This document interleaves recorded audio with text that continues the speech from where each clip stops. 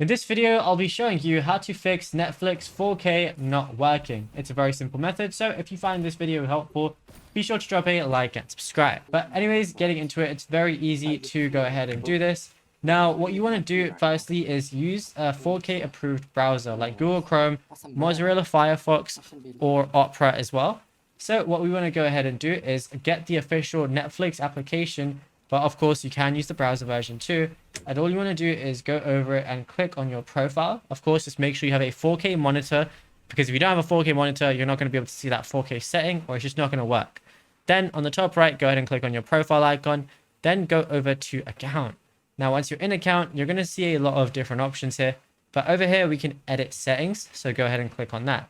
Now you're going to see playback settings as one of the options, and you want to change the video quality to high. And this is going to allow for HD and Ultra HD quality, of course, depending on your monitor.